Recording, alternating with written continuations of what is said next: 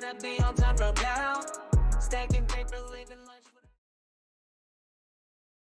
Full Shopify store setup for beginners, part 7, setting up payments and shipping. In this video, we're going to be talking about Shopify and how you can set up your payments and shipping in the easiest and most simplest way. I'm going to be diving deep into the settings section, and I'm going to be giving you all of the insights on how you're going to want to do this. So to start things off, you're going to come over to your settings. Now, first of all, we're going to go with our payments. So for our payments, we're going to come to the payment section over here. Now, when it comes to payments, you can go with multiple approaches. First of all, you can switch to a payment venture called Shopify Payments. Now, currently, as you can see, I've activated a bogus gateway. Let me go ahead and deactivate that, and let me show you what the others look like. So here we have Shopify Payments. If we click on Activate Shopify Payments, this basically allows us to get payments through straight from, Shopify's very own providers. But let's say I don't want to go with that. I want to go with some other provider. So what you can do in that case is just click on See All Other Providers. And as you can see, it gives you all the providers that are supported by your region.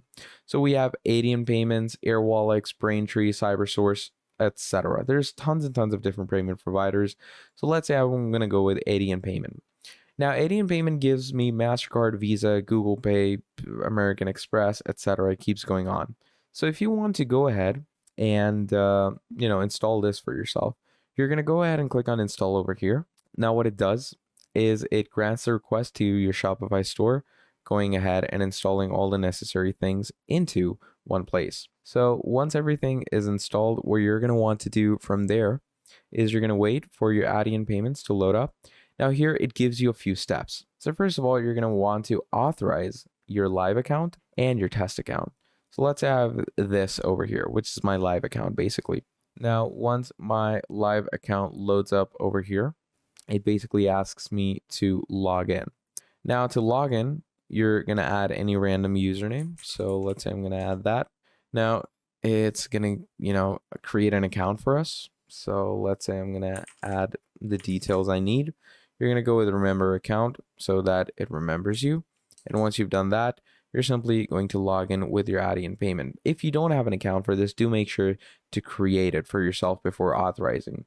But once all of that is done, basically ATOMIC Payment that gets connected with your store, and now you have multiple payment providers on your Shopify. And you don't necessarily need to use ATOMIC like I have. You can go with other providers as well. So if you come to See All Other Providers, here you can see you have tons and tons of different things. So just go with any one of these, whichever one works best for you. Okay. Now moving on, again, we have Activate Shopify Payments as well, which is basically Shopify's very own way to get payments through. And obviously I would prefer this at the end of the day because it's Shopify's very own verified payment and it's going to work best with their own store. Now, you can also go with other payment methods like supported payment methods where you have PayPal, but you can also go ahead and add providers for yourself. Now, presumably most people go with either Shopify Payments or their PayPal if they can activate their Shopify Payments. So you can activate your PayPal right away as well. Or if you want to go really south, you can go ahead and add manual payment methods. Okay, manual payment methods is, creating a custom payment method, giving them back deposit, money order, or cash on delivery. Okay, so this is basically how you are going to be setting up your payment provider in the easiest way. Now, moving on, let's go over to shipping.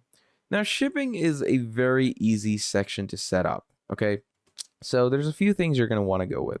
So for each shipping, you're going to want to create a new profile because each profile goes with the different rates for either domestic or international. So let's say I'm going to click on new profile and we're going to give it a profile name. So let's say I'm going to go with, let's go with Fragile. Okay. So once you've gone with Fragile, you can add the products in this Fragile section. So let's say I'm going to add this product. Now, once you have done that, you're going to choose the location and you can create a zone. So let's say I'm going to go with all of Asia, all of Europe. And once we do that, I'm going to give this the zone 0. Let's give it that name. So once you've given it that name, you're going to click on done. And now we have zone 0. So now you can add a rate in this as well. You can either use a flat rate or use carrier or app to calculate rates. So if there's no obvious carrier available, you can go to carrier websites and get an idea on how the shipping rate, actually goes. So I'm going to go ahead and tracking number provided, and I'm going to give the pricing, let's say this much. So once you've done that, you're going to click on done. And now you can see you have your shipping rate converted. So you're going to click on save, and that basically saves a profile. So obviously you have general shipping rates and then you have custom shipping rates. So these are the custom shipping rates that I've set it up. But in general, you can also mess around with the domestic and international travels. You can do the same thing, add the rate as you want, and create different zones for the area you cover. Then moving on, you can also go ahead and go with expected delivery dates and add these as much as you want as well. Now, obviously for this, you're going to need to download the Shop app, which basically boosts your brand's presence. Okay. Now, personally, I wouldn't go ahead with this, but if you want to go ahead with this, you can if you want to. Or you can just add manual delivery dates for yourself if you want to.